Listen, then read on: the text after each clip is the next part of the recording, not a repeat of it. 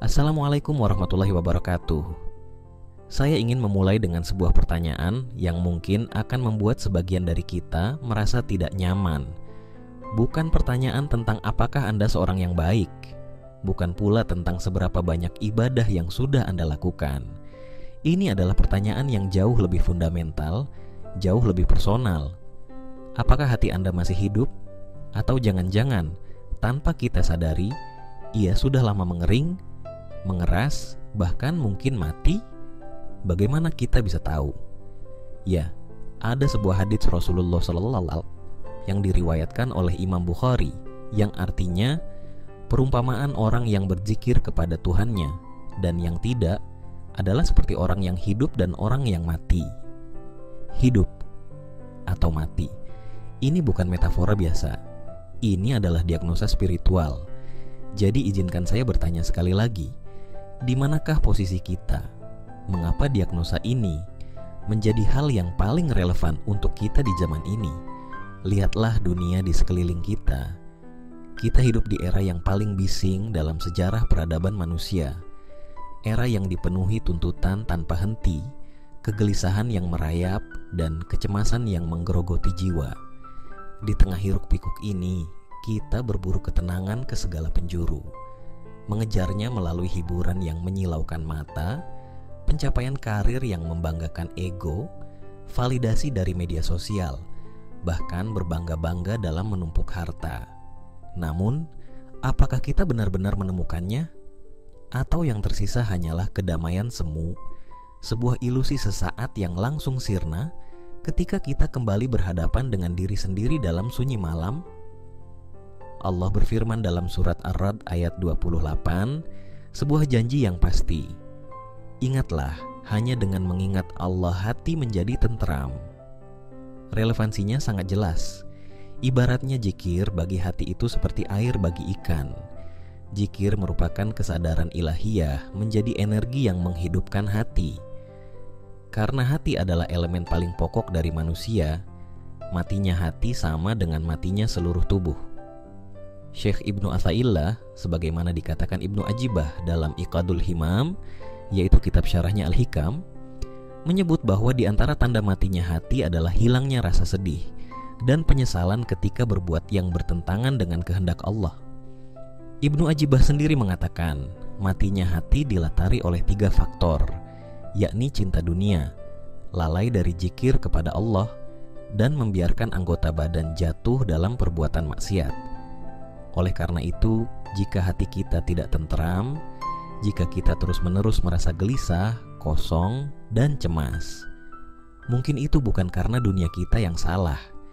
Itu karena kita telah memutuskan sumber kehidupan bagi hati kita.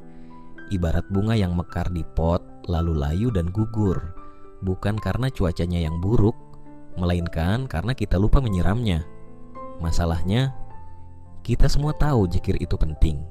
Kita melakukannya setiap selesai sholat. Lisan kita mengucapkan subhanallah, alhamdulillah, Allahu Akbar, istighfar, dan zikir lainnya. Tapi seringkali hanya di lisan. Imam Al-Ghazali mengibaratkan hati kita ini seperti sebidang tanah. Hati yang dilupakan dari mengingat Allah adalah tanah yang kering kerontang, keras, mati. Tidak ada yang bisa tumbuh di atasnya.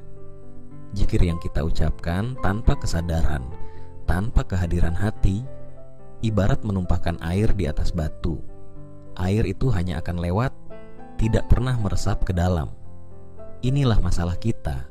Kita melakukan ritualnya, tapi kita tidak mendapatkan hasilnya. Kita membaca resepnya, tapi kita tidak pernah merasakan makanannya. Hati kita tetap kering, tetap gelisah. Kita tahu kita memegang kunci, tapi kita tidak pernah tahu cara kerjanya. Sehingga pintu ketenangan itu tetap tertutup rapat. Kita merasa ada yang salah, tapi kita tidak tahu apa dan bagaimana cara memperbaikinya. Disinilah Imam Al-Ghazali memberikan resep dan mengubah seluruh cara pandang kita. Beliau tidak hanya menyuruh kita berzikir, beliau meminta kita memahami hakikat dari zikir itu sendiri. Pertama, zikir adalah air yang menghidupkan. Ia adalah hujan yang turun di atas tanah hati kita yang kering, membuatnya kembali subur, lembut, dan siap menerima benih-benih kebenaran dan petunjuk dari Allah. Kedua, zikir adalah makanan pokok bagi jiwa. Sebagaimana tubuh kita akan lemas dan mati tanpa makanan, hati kita juga akan mati tanpa makanan, berupa ingatan kepada Allah. Ketiga, zikir adalah penenang jiwa. Selain sebagai penghapus dosa dan meningkatkan derajat, zikir memiliki efek menenangkan jiwa. Dengan mengingat Allah, hati menjadi damai dan jauh dari kegelisahan. Ketentraman ini bukan hanya bersifat emosional, tetapi juga spiritual. Zikir mengajarkan manusia untuk berserah diri kepada Allah, menerima takdirnya dengan lapang dada, dan merasa cukup dengan segala pemberiannya. Keempat, dan ini yang terpenting, zikir adalah bukti cinta. Orang yang benar-benar cinta pasti akan selalu menyebut-nyebut nama yang dicintainya. Zikir kita adalah pengakuan, "Ya Allah, aku tidak bisa hidup tanpamu. Seluruh hidupku bergantung padamu." Ini adalah wujud cinta dan ketergantungan tertinggi. Dan lihatlah bagaimana cinta ini berbalas. Allah berfirman di Al-Baqarah ayat 152, sebuah firman yang seharusnya membuat kita gemetar, "Fadzkuruni adzkurkum." Ingatlah kepadaku, niscaya aku akan mengingatmu. Bayangkan, kita, makhluk yang lemah dan penuh dosa ini, jika kita mengingat Dia, maka Dia, Sang Penguasa alam semesta, akan mengingat kita secara personal. Perhatian istimewa dari Raja segala raja. Sudut pandang ini mengubah zikir dari sebuah kewajiban menjadi sebuah kehormatan yang luar biasa. Sekarang, kita sampai pada bagian yang paling ditunggu karena ini sangat praktis dan bisa mengubah hidup Anda secara signifikan jika Anda berani mencobanya. Imam Al-Ghazali tidak hanya memberikan teori, beliau memberikan sebuah formula, sebuah resep, sebuah wirid atau amalan harian yang beliau sendiri akui sebagai sumber terbukanya pintu-pintu spiritual dan keberkahan dalam hidupnya. Dalam kitab Mujarrabat Ad-Dairabi, Imam Ghazali berkata, "Aku tidak mendapatkan futuh atau pembukaan spiritual dan keberkahan kecuali dengan wirid-wirid ini. Ini bukan sekadar daftar zikir biasa. Ini adalah sebuah program spiritual mingguan, sebuah puji dina atau pujian harian dalam bahasa Jawa yang dirancang untuk merawat dan menghidupkan hati kita setiap hari. Formula rahasianya adalah sebagai berikut. 1. Di hari Ahad, bacalah Ya Hayyu Ya Qayyum 1000 kali. Panggillah Dia yang Maha Hidup dan terus-menerus mengurus makhluknya. 2. Di hari Senin, bacalah La haula wa la quwata illa billahil aliyil azim 1000 kali. Akui kelemahan diri dan sandarkan semua pada kekuatannya. 3. Di hari Selasa, bacalah syalawat kepada Nabi Muhammad SAW 1000 kali. Sambungkan diri kita kepada sumber rahmat bagi seluruh alam. 4. Di hari Rabu, bacalah Astaghfirullahaladzim 1000 kali. Bersihkan noda-noda dosa yang mengeraskan hati. 5. Di hari Kamis, bacalah Subhanallahi wa bihamdi 1000 kali. Sucikan Allah dengan segala puji-pujiannya. 6. Di hari Jumat, bacalah Ya Allah sebanyak 1000 kali. Fokus pada Sang Pemilik nama. 7. Di hari Sabtu, bacalah La ilaha illallah 1000 kali. Tegaskan kembali pondasi tauhid dalam hati. Ini adalah resepnya. Jadi, apa inti pesan dari semua ini? Inti pesannya adalah hati yang hidup, jiwa yang tentram, dan kedekatan dengan Tuhan itu bukanlah sebuah kebetulan, bukan sesuatu yang turun dari langit begitu saja. Ia adalah hasil dari sebuah disiplin, sebuah konsistensi. Imam Al-Ghazali telah memberikan kita sebuah formula yang sangat jelas. Beliau seolah berkata, ini petanya, ini jalannya, aku sudah melewatinya, dan ini berhasil untukku. Sekarang giliranmu. Pesan utamanya adalah berhenti mencari ketenangan di tempat yang salah. Berhenti menyiram hati yang kering dengan air garam dunia. Kembalilah ke sumbernya, sumber kehidupan, sumber ketenangan, sumber segala kebaikan. dan lakukan itu dengan sebuah metode yang teruji oleh waktu dari seorang master yang diakui keilmuannya. Saya tahu apa yang mungkin Anda pikirkan. 1000 kali setiap hari, itu berat.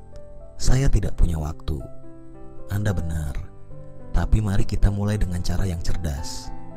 Aksi yang ditawarkan adalah untuk mengambil satu langkah pertama. Langkah pertama, jangan pikirkan angka 1000. Lupakan dulu angka 1000. Mulailah dengan 100 kali. Atau jika itu masih berat, mulailah dengan 10 kali setiap hari. Yang terpenting bukan jumlahnya, tapi memulainya dan melakukannya dengan hati yang hadir. Langkah kedua, jadwalkan waktunya. Tentukan satu waktu khusus setiap hari. Mungkin 5 menit setelah subuh atau 10 menit sebelum tidur. Jadikan ini jadwal temu Anda dengan Tuhan. Lindungi waktu ini. Jangan biarkan apapun mengganggunya. Langkah ketiga, lakukan eksperimen 1 minggu. Anggap ini sebagai sebuah eksperimen spiritual. Ambil daftar zikir harian tadi dan berkomitmenlah untuk melakukannya selama 7 hari ke depan sesuai harinya dengan jumlah yang Anda sanggupi. Bawa sebuah jurnal kecil. Catat apa yang Anda rasakan. Apakah ada perubahan dalam tingkat kecemasan Anda? Apakah Anda tidur lebih nyenyak? Apakah Anda merasa lebih damai? Hidup ini terlalu singkat untuk dijalani dengan hati yang mati. Jangan biarkan diri kita menjadi mayat hidup yang berjalan di muka bumi. Formula dari Imam Al-Ghazali ini adalah sebuah kesempatan, sebuah undangan untuk menghidupkan kembali apa yang mungkin telah lama redup di dalam dada kita. Beranikah Anda menerima undangan ini? Coba tulis di kolom komentar ya. Terima kasih telah menyimak video ini. Jangan lupa like, komen, dan subscribe agar kita bisa terus belajar bersama. Dan semoga Allah memberikan kita kekuatan untuk konsisten dan menganugerahkan kita sebuah hati yang hidup, hati yang tenteram karena selalu mengingatnya. Sampai jumpa di video berikutnya. Wassalamualaikum warahmatullahi wabarakatuh.